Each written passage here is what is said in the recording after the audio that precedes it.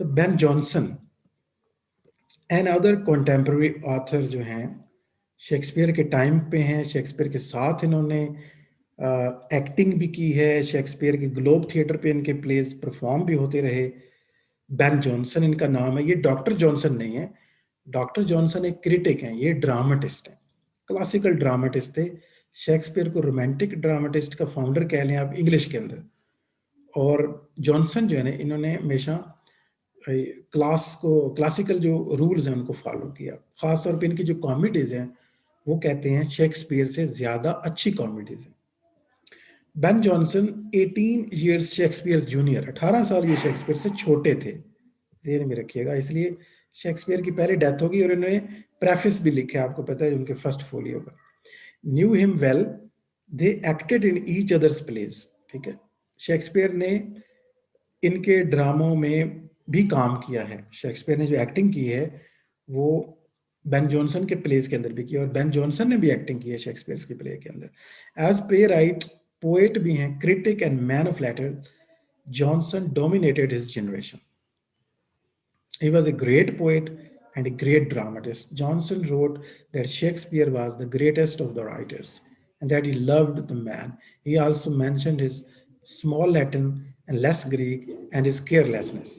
ये भी इसने मेंशन किए कि शेक्सपियर के जो कि बहुत ज़्यादा एक्सपेरिमेंट करते थे, तो उनको केयरलेसनेस के हवाले से भी इन्होंने लिखा है। लेकिन वो जो he was not an age but for all ages जो है ना, फॉर ऑल टाइम्स के ऑथर हैं। ये बात जो फेमस बात है, ये भी बेन जॉनसन ने ही प्रेफेस में की थी। Ben Jonson worked with his step father a bricklayer. इनके फादर एक ब्रिकलेयर थे, ये जो घर वगैरह तामीर करते हैं ना, ब्रिकलेयर्स। तो उनके साथ ये बेचारे काम भी करते रहे।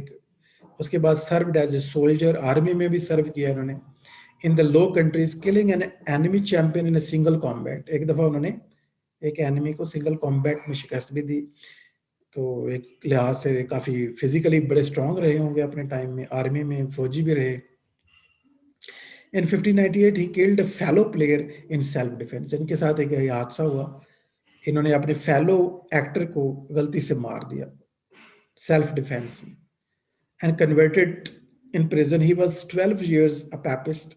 He played Hieronymo in Kidd's Spanish tragedy. ये किड, थॉमस किड की जो फेमस बुक है स्पेनिश ट्रेजेडी, उसमें हायरोनीमो जो मेन कैरेक्टर है उनका रोल भी किया हुआ है बेन जॉनसन ने। 1601 की बात है। Question about the gun powder plot in 1605 में इन पर इनको पूछगछ के लिए फिर बुलाया गया था, जब गन पाउडर जो है वो प्लॉट एक पकड़ा गया। इस ये प्लॉट कौन सा था? ये एक साजिश थी, गन पाउडर प्लॉट, जिसमें कैथोलिक्स ने, जो कि कैथोलिक्स पर आपको पता है पाबंदी लग चुकी थी। इनकी कंट्री इस वक्त कौन सी कंट्री थी? प्रोटेस्टेंट बन चुकी थी, तो कैथोलिक्स के लिए जिंदगी बड़ी तंग थी। तो गन पाउडर एक प्लॉट पकड़ा गया जिसमें कैथोलिक्स को जो है पार्लियामेंट को उड़ाना चाहते थे। जो पार्लियामेंट है इंग्लैंड की, एक साजिश रची कि उसको उड़ा दिया जाए, और गन पाउडर से उड़ाना था उन्होंने। तो वो एक साजिश पकड़ी गई थी जिसमें फिर इनको भी सवाल जवाब का सामना करना पड़ा।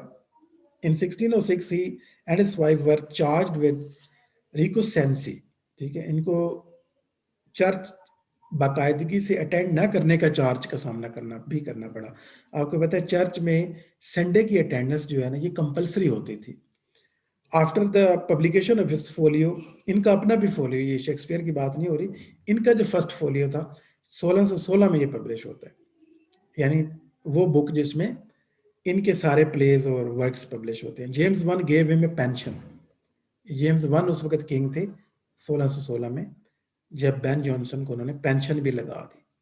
We know Johnson through his moral satire. ये जॉनसन क्यों फेमस है? मॉरल सटायर के लिए। इन्होंने जो माशरे की करप्शन है ना, जो लोग एक दूसरे को धोखा देते हैं, चीट करते हैं, बेट्रेयल होता है, इस साइड पे इनका बड़ा ध्यान था। इन्होंने मॉरल सटायर लिखे हैं। ठीक है, सटायर वो काम होता है जो किसी पे तनकीद की जाती है और उसकी फॉलीज, उसकी जो प्रॉब्लम्स हैं उनको हाईलाइट किया जाता है ताकि उनको करेक्ट किया जा सके। So criticism, social verse and the self portrait, he wrote plays verse and the court masque and died in 1637। Johnson's education gave him a classical idea of literature. Johnson और Shakespeare का जो फर्क है वो ये है कि जॉनसन का जो नजरिया था लिटरेचर पे था, दैट वाज अ क्लासिकल, देखिए ये क्लासिकल लिटरेचर का नजरिया था, जबकि शेक्सपियर ने किसी रूल को फॉलो नहीं किया। आपने देखा कि शेक्सपियर तो एक्सपेरिमेंट करता है, खुद को रिपीट ही नहीं करता और हर प्ले में एक नया तजुर्बा करता है, ठीक है। इसलिए रॉबर्ट ग्रीन आपको याद होगा, उन्होंने क्या कहा था, he is a jack of all trades and master of none. एक रॉबर्ट ग्रीन ने तनकीद की थी शेक्सपियर के ऊपर, जबकि जॉनसन जो है ये क्लासिकल थे, valuing sanity, concession and integrity, ठीक है। इनका मॉरल विजन काफी हाई था, इसमें कोई इमोरलिटी, मॉरल एक मैसेज नजर आता है। अब शेक्सपियर का आपको याद होगा कोई मैसेज नहीं है, कोई मॉरल मैसेज नहीं है, कोई रिलीजियस मैसेज नहीं है, कोई पॉलिटिकल मैसेज नहीं है। आप शेक्सपियर का पॉइंट ऑफ व्यू दे ही नहीं सकते, क्योंकि मल्टाई पॉइंट ऑफ व्यू है, हर ड्रामे में एक नया पॉइंट ऑफ व्यू है।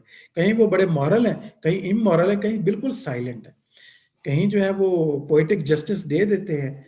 जब जो है मैकबेथ आखिर में जो है उसको मार दिया जाता है तो पोएटिक जस्टिस प्रिवेल करता है, जस्टिस माशरे के अंदर, इंसाफ, एक मॉरल वैल्यू। और कहीं पे किंग लियर जो है वो दर बदर ठोकरे खाता है, और कॉर्डेलिया जो बहुत ही अच्छी बेटी है वो भी सफर करती है एट द वेरी हेड। तो हम समझ नहीं पाते कि आखिर शेक्सपियर कहना क्या चाहता है।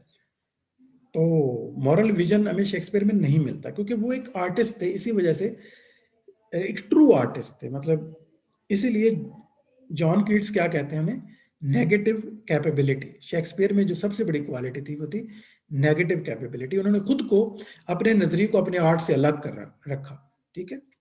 अनइडियोलॉजिकल, नॉन आइडियोलॉजिकल और अनबायस्ड जो वर्क होता है, नॉन पॉलिटिकल और नॉन फिलोसफिकल, यानी उन्होंने आर्ट का पर्पज ये लिया था कि ब्यूटी क्रिएट करनी है और प्लेयर देना है। उन्होंने क्या कहा कि I am a nightingale, I am not a owl, ठीक है। ओल एंड नाइटिंगेल जो पोएम है वो बड़ी सिग्निफिकेंट है, सिंबॉलिक है दो किस्म के आथर के लिए, जो फिलोसफिकल राइटिंग करते हैं, जिनके पास कोई मॉरल मैसेज होता है, जो माशरे को ठीक करना चाहते हैं, और जो समझते हैं कि हमारा काम प्रीचिंग एजुकेशन नहीं है। लेकिन जॉनसन क्या था, जॉनसन एक ओल है, नाइटिंगेल नहीं है। ये प्लेयर देने के अलावा इसका जो प्राइम पर्पज है वो माशरे को ठीक करना है, ठीक है। ये वैल्यू देता है सैनिटी को, ऑर्डर को, ठीक है, रिस्पेक्ट को, इंटेग्रिटी को। He took an old master as guides, not commander and Johnson sombre Sejanus, ठीक है। इनके जो सीरियस वर्क है उसमें सैजनस एंड कैटिलाइन जो, these Roman tragedies are less alive than Shakespeare. ये इनकी दो ट्रेजेडीज हैं फेमस, सैजनस एंड कैटिलाइन। लेकिन इनमें आप कह सकते हैं कि इनमें जो डेप्थ है वो, they are less alive than Shakespeare. Shakespeare के मुकाबले में ये ट्रेजेडी बिल्कुल कुछ नहीं है। रोमन ट्रेजेडीज हैं ज्यादा अपने असर के अंदर, लेकिन क्योंकि ये बहुत ज्यादा ऑर्डर और प्रिसीजन और रूल के पीछे पड़े रहे, इस वजह से शेक्सपियर के मुकाबले में ये कम फोर्सफुल है। आप देख रहे होंगे मैं लगातार इसको शेक्सपियर से कंपेयर कर रहा हूँ, उसकी वजह ये है कि कंपैरिजन में हमें इसकी बेहतर समझ में आएगी। और एक और वजह है, ये दोनों कंटेम्प्रेरी हैं, एक ही ग्लोब थिएटर पे दोनों के प्लेज लग रहे थे, तो हमें इनको कंपेयर और कंट्रास्ट करना भी चाहिए और करना पड़ भी सकता है कहीं ना कहीं। और कंट्रास्ट में आप शेक्सपियर को भी और अच्छे से देख रहे हैं ना साथ साथ। Satire is the motive of Jonson's comedies. इनकी जो कॉमेडी है, बल्कि हर वर्क का एक पीछे मोटिव है सेटायर, ठीक है। माशरे में करप्शन को हाईलाइट करना और उनको करेक्ट करना, फिर पर्पज ये है कि उनको करेक्ट किया जाए। और इनकी जो कॉमेडीज है ये कमाल की हैं।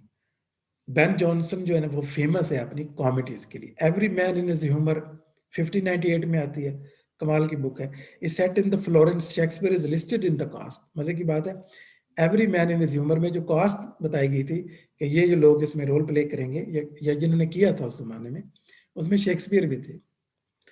और वालपोने 1605 में आती है, वेनिस में, दोबारा वेनिस के अंदर सेटिंग है, but London is the scene of Epicoene or the silent woman जिसे कहते हैं। एपिसियोन दूसरा नाम है इसका। ये अनदर कॉमेडी है, the silent woman. The alchemist इनकी बड़ी फेमस कॉमेडी है, ये ड्रामा है।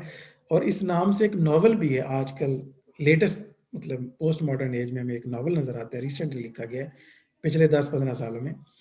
आप में से कोई बता सकता है कि वो नॉवल किसने लिखा है? नॉवल अल्केमिस्ट किसने लिखा है? और ये तो ड्रामा है, कॉमेडी है, जो बेन जॉनसन ने लिखा था 1610 के अंदर। और बार्थलोमेव फेयर, ये भी इनका एक और प्ले है। तो ये फेमस है, every man his humour, every man in is in out of his humour, ये भी इनका एक और सीरीज, इसी का एक सीक्वेंस भी है। Volpone, alchemist, every man his humour, silent woman, ठीक है, बार्थलोमेव फेयर। बस इतनी बुक भी आपको याद हो तो कोई मजायका नहीं है, बस थोड़ा सा अगर ईयर भी साथ याद रख लें। अल्केमिस्ट 1610, वॉलपोने 1605, यानी ये दोनों इनके सबसे फेवरेट वर्क्स हैं। तो कॉमेडीज में हम कह सकते हैं कि शेक्सपियर की जो कॉमेडीज है ये इनके हम पल्ला कॉमेडीज हैं। और कहीं कहीं कुछ क्रिटिक्स कहते हैं कि कॉमेडी शेक्सपियर से ज्यादा बेहतर है बेन जॉनसन की। कुछ लोग उसको ज्यादा लाइक करते हैं, लेकिन कुछ कहते हैं नहीं, तकरीबन बैन बैन है। तो आप इसे कह सकते हैं कि इन्होंने कॉमेडीज में शेक्सपियर की बराबरी कुछ ना कुछ की है, ट्रेजेडीज में शेक्सपियर को ये नहीं पहुंच सके। तो Johnson ridicule of the deformations of the contemporary life is ferocious but farcical. Mostly जो है इनके करेक्टर डिफॉर्मेशन का शिकार हैं, करप्शन का शिकार हैं, लोगों को फ्रेब देते हैं, धोखा देते हैं। इनके अक्सर करेक्टर जो है ना वो फ्रॉडी हैं, फार्सिकल हद तक ये चले जाते हैं उनको डिस्क्रिप्शन को। although he held that comedy does not derive from laughter, we laugh more and harder at his comedies than at Shakespeare. although इनका क्लासिकल नजरिया था कि ये कॉमिक प्लेयर साथ देना चाहते थे, लेकिन जो लाफ्टर है इनकी कॉमेडी से हमें ज्यादा मिलता है। In physiology humour was a bodily fluid, ये जो इन्होंने एक ह्यूमर वर्ड यूज किया है, एवरी मैन इज ह्यूमर, जहां जिस प्ले के अंदर शेक्सपियर ने भी रोल प्ले किया था। तो ह्यूमर क्या होता है? Humour was a bodily fluid and excess of which unbalance the temperament. ये उस वक्त का जो मेडिकल का नजरिया था ना, रेनेसां भी, साइंस आपको पता है स्टार्ट हो रही थी, मॉडर्न साइंस तो भी नहीं शुरू हुई थी, जरासीम का कॉन्सेप्ट भी नहीं आया था, वायरस का भी नहीं पता था, बीमारियां फैलती थी तो पता ही नहीं चलता था, और ज्यादा यही तस्वर था कि खुदा नाराज हो जाता है। तो चर्च ने तो यही जवाब दिया था, और फिर लोगों को कहा जाता था कि वो ज्यादा से ज्यादा नेकी करें, बेशक सफाई का बेशक ख्याल ना करें, और बाद में पता चला कि सफाई का ख्याल रखना ज्यादा जरूरी था। तो ये जो चार किस्म के उस वक्त की मेडिकल का नजरिया था कि चार किस्म के बॉडी में फ्लूइड होते हैं और उनके बैलेंस ही सेहत है, और जब उनका बैलेंस खराब होता है तो हम बीमार पड़ जाते हैं, जैसे फ्लैग्मेटिक, बिलियस, सैंगुइन एंड मेलनकोलिक और कॉलरिक किस्म के जो बिहेवियर आते हैं हमारे सामने। Johnson extended this purgative approach to ruling passions and monomaniac fixations. Dickens liked to act the part of the Bobadil in Every Man in His Humor. Every Man in His Humor का जो character है बॉबेडिल जो है उसको निभाया Dickens ने भी, बड़े मशहूर नॉवेलिस्ट हैं और ये एक्टर भी थे डिकन जो है। ड्रामों में इन्होंने एक्टिंग की थी और इन्होंने every man in his humour में इन्होंने भी रोल प्ले किया। यानी शेक्सपियर के अलावा एक और बड़ा नाम हमारे सामने आता है, बहुत बड़े आर्टिस्ट हैं ये भी। आगे हम विक्टोरियन एज में डिकन को एज ए नॉवेलिस्ट देखेंगे। इन्होंने भी every man in his humour में रोल प्ले किया था। आप पूछेंगे कि वो तो ड्रामा तो रेनेसां में था, तो डिकन ने कैसे रोल प्ले किया? तो बड़ा आसान सा जवाब है, वो ये है कि every man in his humour जो है, यानी कि ड्रामे इतने फेमस थे, विक्टोरियन एज में भी स्टेज हो रहे थे। जैसे शेक्सपियर के ड्रामा में इस वक्त आप चाहें तो आप भी रोल प्ले कर सकते हैं, कोई ड्रामा करें और उसमें रोल प्ले कर लें। So in Johnson's grotesque world है, जो इनकी आर्टिस्टिक वर्ल्ड है sorry, that is grotesque, normal नहीं है, उसके अंदर कैरिकेचर्स हैं। Avarice is the chief vice, ahead of the pride, lust and gluttony, folly is everywhere, hypocrisy is unmasked. His ideal remained an integrity, artistic, intellectual, and moral. He hated fraud, personal, moral, और social जो है इसको dislike करता है। और इसी चीज, ये सारी चीजें जो है ना, यानी हिपोक्रेसी जो सोसाइटी की है, एक दूसरे को धोखा देना है, दौलत के पीछे भागना है, गोल्ड की ज्यादा वैल्यू करनी है रिलेशनशिप से, दोस्ती से, मोहब्बत से, इनमें इस तरह के किरदार हमें मिलते हैं। यानी ये लोगों को आईना दिखाता है कि हमारी सोसाइटी जो है ना वो किस चीज को एक्चुअली प्रीफर कर रही है. Johnson gave his abundant spirits a classical focus. Apicion has a brilliantly simple plot. The Silent Woman जो नाव है इनका drama. Volpone and the Alchemist share a simple based in the confidence tricks played by the two fraudsters जो fraudulent जो fraudsters हैं on a series of the greedy gulls. The deception machine spins faster and faster until the tricksters overreach themselves and the bubble burst. यानी ये fraud करते जाते हैं इनके जो करेक्टर हैं हमेशा लोगों को चीट करते हैं, धोखा देते हैं, और इस तरह से बहुत सारे किरदार उस टाइम लंदन में पाए जाते हैं. आज भी आपको पता है स्कैम के मैसेज आपको कितने ज्यादा आते हैं. फोन से आपको आइडिया होता होगा, आए दिन जो लोगों को इनाम निकल आता है, कभी कुछ हो जाता है. बहुत सी दुनिया है जो अमीर होने के लिए शॉर्टकट की तलाश में है और लोगों को धोखा दे के डिसीव करके लोग पैसे जो है वो हासिल करना चाहते हैं, मेहनत नहीं करना चाहते. ठीक है, ये उस टाइम के लंदन में भी जो कि मटेरियलाइज हो रहा था. आहिस्ता आहिस्ता आगे आने वाले दिनों में इंडस्ट्रियल रेवोल्यूशन भी आएगा, कैपिटलिज्म जड़ें पकड़ रहा था. तो ये मॉरल जो डिसेंसी है ना होना, जो मॉरल करप्शन जो है, डेकेडेंस, मॉरल डेकेडेंस है, ज्यादातर उसको हाईलाइट किया है. जिसे आप ओवरऑल कह सकते हैं कि जो बेन जॉनसन है वो एक सैटरिस्ट थे. उन्होंने ड्रामों में सटायर किया है.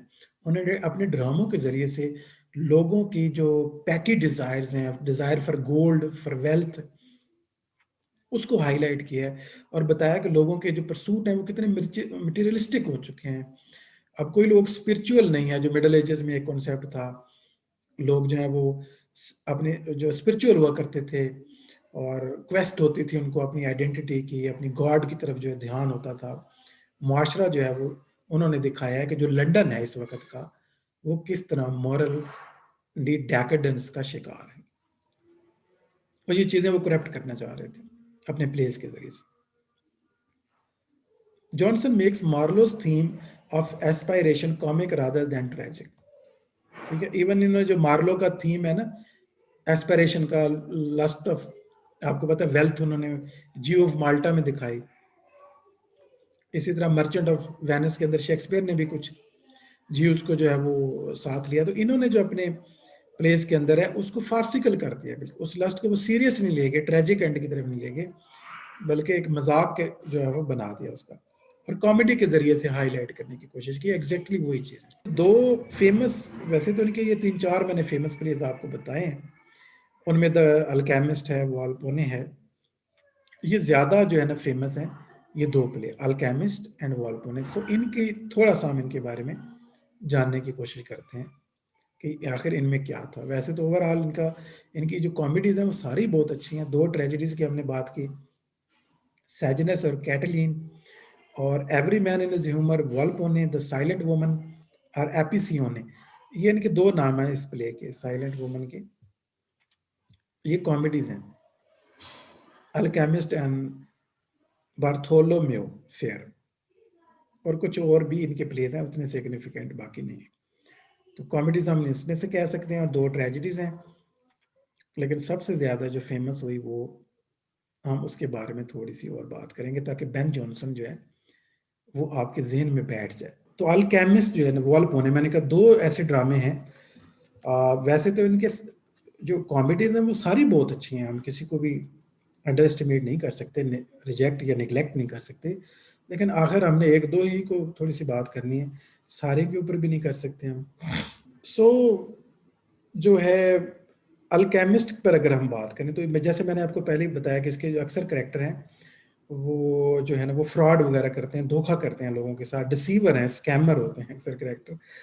तो इसमें अब क्या होता है, अल्केमिस्ट में एक्चुअली ये एक ऐसा टाइम है लंदन के अंदर प्लेग फैल जाता है. बैकग्राउंड में ये बताया गया जी प्लेग फैल गया और बहुत से लोग जो लंदन छोड़ के, जो अमीर लोग हैं जो अपना घर छोड़ के कहीं जा सकते हैं, जिनके पास दूर दराज गांव में भी कोई जगह है रहने के लिए दूसरे शहर में. तो एक करेक्टर है लव विट, उनका नाम है लव विट. उनका वो सोचते हैं कि मुझे यहाँ से चले जाना चाहिए, यहाँ प्लेग है तो कहीं मुझे प्लेग ना लग जाए. तो वो लव इट जो क्या करते हैं, अपना बड़ा सा घर होता है और उनका अपने सर्वेंट को जो है ना अपने घर की चाबियां देते हैं, जिनका नाम है जेरेमी। तो जेरेमी को वो कहते हैं ये तुम चाबी रखो, तो मैं जा रहा हूँ, जब थोड़े हालात बेहतर होंगे तो मैं वापस आ जाऊंगा। सो जेरेमी ने जो है ना वो उसको घर मिल जाता है और बड़ा खुश होता है कि चले मेरे पास तो इतना अच्छा घर आ गया और मालिक तो पता नहीं कब आएगा। लिहाजा वो अपने एक दोस्त सेटल को बुलाता है और एक फीमेल दोस्त होती है डॉल, ठीक है, सेटल और डॉल को बनाता है। वो दोनों ही फ्राडुलेंट कैरेक्टर यानी फ्राडुलेंट किस्म के लोग हैं, धोखाधड़ी से पैसे बनाने वाले हैं, उनकी कोई जॉब शॉब नहीं है। डॉल एक प्रोस्टिट्यूट है और ये भी अमीर होना चाहती है, सेटल भी आ जाता है। तो जेरेमी अपना नाम चेंज करता है और अपना नाम रखता है फेस। जेरेमी ने अब क्या अपना नाम रख लिया, face. So face, settle and doll तीन है। डॉल प्रोस्टिट्यूट ट्यूशन का काम करती है और वो भी चाहती है कि कोई शॉर्टकट लगे और मैं अमीर हो जाऊं, लिहाजा वो भी इनके साथ मिल जाती है। और तीनों अब क्या प्लान करते हैं, प्लान ये करते हैं कि हमारे पास इतना बड़ा घर है तो क्यों ना इसको यूज किया जाए और लोगों से पैसे लूटे जाए, लोगों स्कैम किया जाए, कोई स्कैम खेला जाए। लिहाजा ये लोगों को झांसे में लाते हैं। फॉर एग्जांपल डैपर एक करेक्टर हैं, जो गैम्बलर हैं और वो चाहते हैं कोई स्पिरिट जो है ना उनको मिल जाए और ताकि वो जुआ जो है ना वो खेलते हैं वो जीत जाया करें। तो ये मतलब ये लोगों को बताते हैं ये हर किस्म का मतलब हल कर सकते हैं लोगों के मसाइल। तो ये उससे काफी सारे पैसे ले लेते हैं, उसे बोलते हैं कि तुम्हें जो है ना हम स्पिरिट देंगे जिससे तुम गैम्बलिंग अपनी जीत जाया करोगे। उसको इस तरह से करके लूट लेते हैं। एक और ड्रगर आता है जो टबैको का मर्चेंट है, यानी समझ लें एक मर्चेंट आता है जो ड्रग का कारोबार करता है, टबैको का स्पेशली। तो वो भी डूब रहा होता है, वो भी ज़्यादा मैं रातों रात तरक्की कर जाऊँ। तो ये उसको बताते हैं कि तुम फिक्र ना करो, हम तुम्हारे लिए ना ऐसा इंतज़ाम कर रहे हैं कि तुम्हें बहुत ज़्यादा तरक्की मिलेगी। इस तरह एक और करेक्टर है, उसका नाम है सर एपिक्योर मैमन। सर जो एपिक्योर हैं ये क्या चाहते हैं कि ये एक नोबल पर्सन है वैसे तो, लेकिन इनकी भी अजीबो गरीब वो डिजायर्स हैं कि ये फिलोसफर स्टोन चाहते हैं। ये चाहते हैं कि उन्हें वो एलेक्सर मिल जाए जो यूथ, अटर्नल यूथ इन्हें दे सके, और फिलोसफर स्टोन इनको मिल जाए जो हर चीज को सोने में नहीं कन्वर्ट कर देता। अल्केमिस्ट उसी को कहते हैं। अल्केमिस्ट वही बंदा होता है ना जो हर बंदे का हर मसला हल कर सके, उसको सॉल्व कर सके। तो एक लिहाज से तो देखा जाए तो फेस जो है ना, जो लव वेट का सर्वेंट है वैसे तो, फेस, सेटल और डॉल अब एक अल्केमिस्ट बन चुके हैं। अल्केमिस्ट क्या है, जो प्रॉब्लम सॉल्वर है, हर चीज हर मसले का हल है इनके पास। एक्चुअली कुछ भी नहीं है, ये सब फ्रॉड है, झूठ है। ये कुछ नहीं कर सकते, ना इनके पास कोई स्पिरिट है, ना इनको कोई जादू आता है, ना इनके पास कोई फिलासफर स्टोन है। फिलासफर स्टोन अगर मैं आप जल्दी पे ना बता पाऊँ तो आपने ज़रूर देखना है। और ये जो अल्केमिस्ट नॉवल है उसमें भी जिक्र है इसका। फिलोसफर स्टोन एक ऐसा पत्थर होता है जिसको टच करें तो कोई भी धात जो है ना वो सोना बन जाती है। तो कोई ऐसी चीज इनके पास नहीं है। एलेक्सर ऑफ यूथ भी नहीं है, एक ऐसा शरबत जिसे पीने के बाद आप पक्के पक्के हमेशा के लिए जवान रहेंगे, उसे कहते हैं एलिक्सर ऑफ यूथ। वो भी एक वादा करते हैं। तो सर एपिक्यूर जो है ना वो क्या चाहते हैं, फिलासफर स्टोन उन्हें मिल जाए ताकि वो दौलत बेशुमार हो, और एलिक्सर मिल जाए जिससे हमेशा की जवानी लौट आए उनकी। और जब इनके पास मिलने के लिए आते हैं तो वो थोड़े आशिक मिजाज होते हैं, तो उनको डॉल जो है बहुत अच्छी लगती है, वो तो है ही प्रोस्टिट्यूट। तो ये डॉल को आगे करते हैं ताकि एपी की ओर से ज्यादा पैसे लिए जा सके। ये उसको बताते हैं कि डॉल जो है ना जल्द जो है वो तुम्हारे झांसे में आ जाएगी, और डॉल को समझा के रखते हैं जरा बात भी करनी है और फासले पर भी रहना है, और ज्यादा से ज्यादा उससे पैसे लूटते हैं। उसे कहते हैं तुम्हें हमें जवानी लौटाएंगे तुम्हारी, और इस तरह से सारे करके तो एक फ्रॉड की दुकान खोलते हैं। ये आप समझ लें ओवरऑल। तो कुछ अर्सा तो ये इनका कारोबार चलता है, इस तरह करके लोगों को लूटते रहते हैं। फिर क्या होता है कि इनके पास एक विडो भी आती है, डेम उनका नाम है विडो। वो भी उनका भाई लेके आते, उनके रिश्ते की तलाश होती है। विडो को चाहते हैं कि ये उनके लिए कोई अच्छा सा हस्बैंड ढूंढ दें। तो आप अंदाजा लगा लेंगे इन्होंने मैरिज ब्यूरो भी बनाई होती है, इन्होंने फिलासफर स्टोन भी देने का वादा कर रखा है, इन्होंने शरबत जो है हमेशा की जवानी लौटाने वाला शरबत एलिक्सर ऑफ यूथ वो भी वादे कर रखे हैं लोगों के साथ। इन्होंने लोगों के साथ जो है स्पिरिट्स के वादे भी कर रखे हैं। तो ऐसी कमाल की दुकान आपने कभी नहीं देखी होगी। तो अल्केमिस्ट तो वो बन गए ना एक लिहाज से। लेकिन अब क्या होता है कि वो डेम जो है ना वो उसके लिए रिश्ते का वादा भी करते हैं कि इस लड़की के लिए रिश्ता चाहिए, वो विडो है। तो इतनी देर में लव विड जो है ना वो वापस आ जाते हैं। प्लेग का माहौल कम हो जाता है, लव इट जब वापस आते हैं तो ये लोग इधर उधर हो जाते हैं, फेस जो है वापस जेरेमी बन जाता है सर्वेंट, और इन लोगों को सेटल और डॉल को वहां से निकाल देता है ताकि इनके मालिक को ना पता चले इन्होंने क्या दुकान चलाई हुई है उस घर, यानी बहुत बड़े घर जो है उसका नेगेटिव यूज कर रहे हैं माशरे के अंदर, और लोगों से पैसा खा लिया ढेर सारा। तो लव इट जो है ना उसको हमसाए बताते हैं कि जब से आप गए हैं आपके इधर तो बंदे ही बंदे आते थे आपके घर में।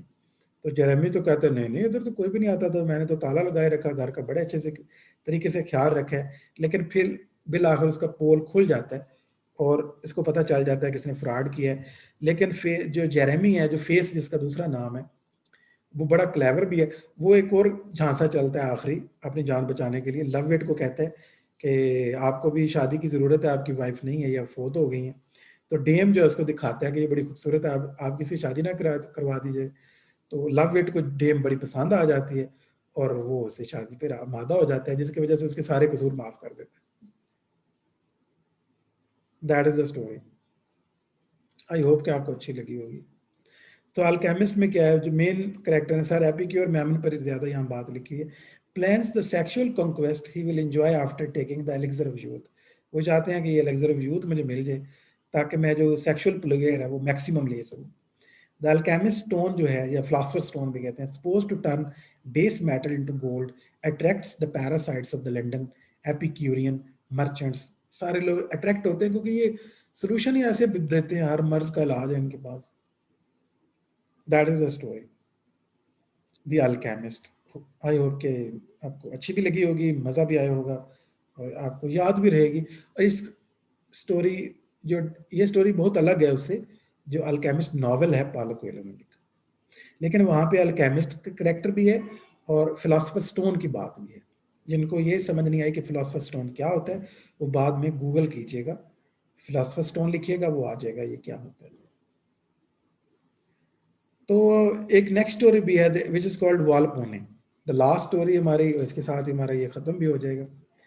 तो जैसे कि हम पहले ही बताया, ये भी एक कॉमेडी है, 1606 में ये लिखी गई थी, 1607 में ये पहली बार स्टेज होती है ग्लोब थिएटर के ऊपर ही, शेक्सपियर का जो थिएटर है। और कुछ लोग कहते हैं कि वालपोने जो है it is the finest comedy. ज्यादातर लोगों को ये ख्याल है, स्पेशली एस टी कॉलरेज ने भी इस पर कमेंट किया कि ये बड़ी अच्छी मुझे कॉमेडी ये लगती है।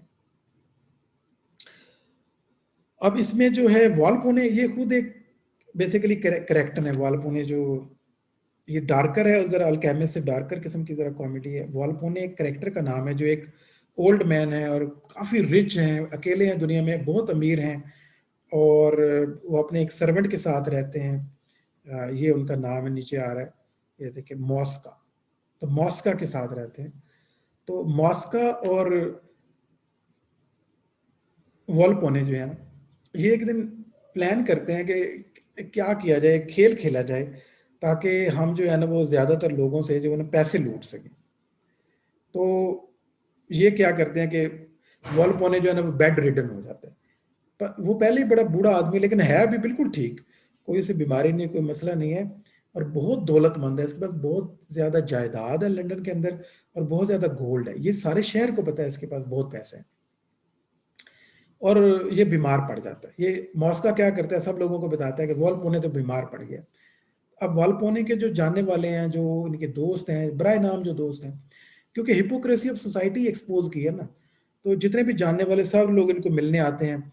और वॉल्पोने जो है वही डिमांड करता है कि मॉस्का कहता है, सब लोगों को कहता है बारी बारी, जितने भी लोगों से मिलने के, कि इसको बड़े बड़े गिफ्ट दो, हो सकता है कि ये अपनी विल में लिख जाए तुम्हारे नाम जायदाद वगैरह।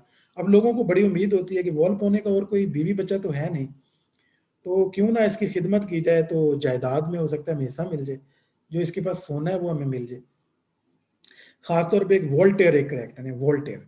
वोल्टेयर एक वकील हैं और वो भी इस उम्मीद में वॉल्पोने के पास आते हैं, उनको पता है वॉल्पोने के पास बहुत ज्यादा जायदाद है, तो वो वॉल्पोने के लिए बड़ी खिदमत बजा लाते हैं, बड़े बड़े तोहफे लेके आते हैं। इस तरह एक गोरबैशियो एक करेक्टर है, गोरबैशियो भी है, जो है ना वो, मजे की बात है, गोरबैशियो जो है ना वो खुद अभी ओल्ड एज में है, लेकिन वो समझते हैं कि मैं अभी इतना बीमार नहीं हूं तो अभी वॉल्व होने से ज्यादा अरसा जीऊंगा, तो क्यों ना वॉल्व होने की दौलत भी मुझे मिल जाए। वो भी वॉल्व होने के पास आता है और मॉस्का उसको कहता है, गोरबैशियो को, जो खुद भी बड़ा अमीर है लेकिन और अमीर होना चाहता है। इंसान की लालच देखे ना, खुद अभी वोल्पोने जितना ही है, लेकिन एज में, लेकिन उसका ख्याल है कि वो अभी नहीं मरेगा, वोल्पोने जल्द मर जाएगा और सारी दौलत मुझे मिलनी चाहिए। तो मॉस्का उसको अलहदा लेके जाता है और कहता है गोरबैशियो को कि तुम ऐसा करो कि अपनी जो दौलत है ना वो वोल्पोने को दे दो। वो कहता है वो क्यों दूं भाई? उसने कहा तुम दे दो तो मैं पूरी कोशिश करूंगा कि वोल्पोने अपनी सारी जायदाद मरते वक्त ना वो तुम्हें दे देगा, और ये चंद दिन निकालने हैं, वोल्पोने तो बिस्तर पे पड़ा है, इसकी तो कोई हालत नहीं है, ये तो थोड़े दिनों में मर जाएगा। तो होगा क्या, तुम्हें उसकी जायदाद भी मिल जाएगी, अपनी जायदाद भी वापस मिल जाएगी, क्योंकि वो खुश हो जाएगा ना जब तुम अपनी जायदाद उसके नाम करोगे, तो उस खुशी में वो जो है ना मरते वक्त सारी जायदाद बदले में तुम्हें दे जाएगा। तो ये एक लालच की कहानी है। तो गोरबैशियो जो है ना वो जायदाद नाम करने के बारे में तकरीबन राजी हो जाता है। उसके अलावा एक और कैरेक्टर है कॉर्विनो। वो जो है वो कैरेक्टर है, वो भी इसी तलाश में है। ये जो कॉर्विनो यहाँ पे आपको नाम नजर आ रहा है, वोल्टेयर और कार्विनो। सो कार्विनो जो है ना इनकी जो ये भी दौलत लेना चाहते हैं, ये भी तोहफे लेके आते हैं, और वॉल्पोने पूछता है कि कार वोल्टेयर से तो मैं वकालत का काम लूंगा और दौलत उससे भी कोई तोहफे ले रहा हूँ, और जो गोरबैशियो है उससे मैं उसकी जायदाद हथियाने की कोशिश कर रहा हूँ। तो कॉर्विनो से क्या के पास कीमती क्या चीज़ है जो ली जा सकती है? तो कॉर्विनो के बारे में जब पता लगवाता है मॉस्का, तो वो इसकी वाइफ बड़ी खूबसूरत होती है, तो ये कहता है यार किसी तरीके उसकी वाइफ जो है ना वो मुझे ला के दो। वोल्पोने कहता है, वोल्पोने। तो मॉस्का जो है ये कॉर्विनो को अलहदा लेके जाता है और उसे बताता है कि हकीम ने बताया या मेडिकल एपिथिक्यूरी ने बताया इलाज कि अगर कोई यंग और खूबसूरत लड़की वोल्पोने की खिदमत करे तो वोल्पोने जो है वो खुश हो जाएगा, या हो सकता है कुछ तरह ठीक हो जाए। तो अगर वो खुश होगा तो वो अपनी जायदाद तुम्हारे नाम कर देगा, कॉर्विनो के। कॉर्विनो आल्दो अपनी वाइफ को बड़ा संभाल के रखते हैं, कभी घर से बाहर नहीं जाने देते, लेकिन वो चूंकि लालच में आ जाते हैं इस चीज़ के, और अपनी जो वाइफ है उसको, जो सिलिया उसका नाम है, ये नाम यहाँ पे, यंग एंड ब्यूटीफुल है, उसको लेके आते हैं वॉल्पोने के पास ताकि उसकी खिदमत बजा ला सके। अब होता क्या है कि वॉल्पोने जो है मौका देखते ही एक टाइम पे जब देखते हैं कोई नहीं है तो वो सिलिया का रेप करने की कोशिश करता है, अतः क्योंकि वो बिल्कुल ठीक होता है, बीमार तो वो होता नहीं। तो सिलिया जो है वो चिल्लाती है, भागती है, और पता चलता है कि इसने रेप करने की कोशिश की है, तो ये लोग उस पर सिलिया जो है ये केस कर देते हैं वॉल्पोने और मॉस्का के ऊपर, रेप अटेम्प्ट का केस कर देते हैं अदालत के अंदर। अब अदालत में जो है वोल्टेयर जो कि वकील है, ये वॉल्पोने का केस लड़ता है, और कॉर्विनो भी इसके साथ है, और गॉरबैशियो भी उसके साथ है, सारे लोग वॉल्पोने के साथ हैं। लोग कहते हैं ये कैसे हो सकता है, ये तो बेड रिडन है, एक आदमी मर रहा है, ये कैसे रेप कर सकता है एक मरता हुआ आदमी, और इतना बूढ़ा आदमी इतना मर रहा है और ये तो रेप नहीं कर सकता। तो अदालत में जाहिर बात है सिलिया और इसके कुछ फ्रेंड्स जो हैं वो केस हार जाएंगे। लेकिन अब एक और गेम खेलते हैं कि तकरीबन जो है ना वो केस ख़त्म हो रहा है और ये वॉल्पोने को आज़ादी मिलने वाली है। वॉल्पोने पर मतलब ये केस झूठा साबित होने वाला है। वॉल्पोने अदालत भी नहीं आता क्योंकि बीमार है, मॉस्का यही बताता है वो तो बहुत बीमार है। तो वॉल्पोने सोचता है कि नया खेल खेलते हैं कि लोगों को सरप्राइज करते हैं और उनको उनसे और दौलत लूटते हैं। तुम ऐसा करो कि मशहूर कर दो वॉल्पोने मर गया है। जब तुम ये मशहूर करोगे एक नई सिचुएशन डेवलप हो जाएगी। तो मॉस्का क्या करता है कि वॉल्पोने को कहीं गायब कर देता है, वो भेस बदल लेता है और पूरे शहर में मशहूर हो जाता है कि वॉल्पोने की डेथ हो गई है। और मॉस्का जब ये सिचुएशन देखते हैं तो सारे लोग बड़े परेशान होते हैं कि आखिर वो विल किसके नाम कर गया। तो वॉल्पोने जो है ना एक विल लिखता है, और वॉल्पोने को तो पता है मैं जिंदा हूँ, उसका कोई मसला तो है नहीं, लिहाजा एक विल लिख देता है कि मॉस्का के नाम मैंने दौलत कर दी। अब सारे लोग उससे लड़ते हैं, वोल्टेयर जो है, क्योंकि इस विल के बाद ये तो यही उम्मीद कर रहे थे कि कुछ नहीं पैसे मिलेंगे, और वॉल्पोने तो मर गया है और दौलत मॉस्का को दिया गया। मॉस्का अब उन्हें लिफ्ट ही नहीं करवाता, और कॉर्विनो और ये सारे लोग परेशान हैं कि वॉल्पोने की दौलत जो उन्हें नहीं मिल पाई है मॉस्का को मिल गई है, ये कैसे होगी।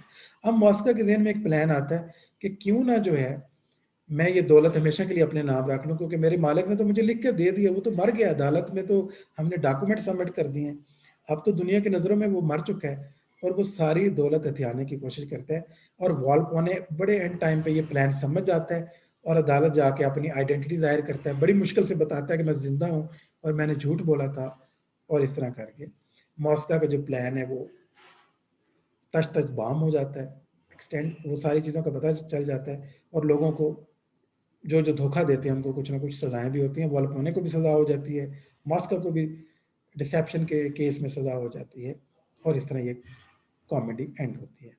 इसके ऊपर हम ये पढ़ भी लेते हैं, माइकल अलेक्जेंडर इस पे क्या कमेंट्री करते हैं। So Volpone is darker than the alchemist. अब दोनों स्टोरीज आपके सामने है, वोल्पोने और द अल्केमिस्ट, ज्यादा डार्कर है। But the rich Volpone, Italian for old fox, Volpone का ये इटालियन वर्ड है जिसका मतलब है ओल्ड फॉक्स, क्योंकि वो बूढ़ा है और फॉक्स की तरह चालाक है, बूढ़ा भी है और चालाक भी है। Is a cousin of Sir Epicure. He and his servant Mosca trick a series of the fortune hunters, Voltor, Gorbaccio, and Corvino. Each makes him a gift in the hope of becoming his heir. सारे चाहते हैं उसके वारिस बन जाएं, air बन जाएं, दौलत उन्हें मिल जाए। कॉर्विनो, जिसका एक नाम रेवन भी है, persuaded then the bedridden Volpone is so deaf that he must be at death's door. Mosca suggests Corvino invites Volpone to enjoy his young wife Celia. Before taking advantage of the Corvino's generosity, Volpone sings a sprightly song adopted from Catullus. His rape is foiled, but his fantastic trick comes to an end only when, in order to enjoy the discomfiture of the birds of the carrion, he makes Mosca his heir and pretends to die. Mosca tried to double cross Volpone and so. Double cross का मतलब होता है पहले उन्होंने धोखा देना था दूसरों को, और फिर वो वोल्पोने को ही धोखा देने की कोशिश करता है। In court room climax Volpone has to prove he is alive. This savagely moral caricature on Ephraim is also wonderfully entertaining. Volpone is allowed to speak the witty epilogue. So that was the story and that was the moral message behind it. तो इसके बाद जो है हम Stuart जो है वो as की तरफ जा रहे हैं, स्टुअर्ट लिटरेचर स्टार्ट करेंगे, क्योंकि किंग जेम्स वन जो है वो बादशाह बन गए हैं और एलिजाबेथ वन की डेथ हो गई है। और एलिजाबेथ आपको याद होगा उन्होंने शादी नहीं की थी, इसलिए ट्यूडर जो डायनेस्टी है वो ख़त्म हो जाती है उनके साथ ही, और जेम्स वन जो कि स्टुअर्ट फैमिली है, एक न्यू फैमिली के पहले किंग वो बन जाते हैं जो स्कॉटलैंड से बिलोंग करते हैं। इसके साथ ही हमारा ये आज का लेक्चर भी एंड होता है।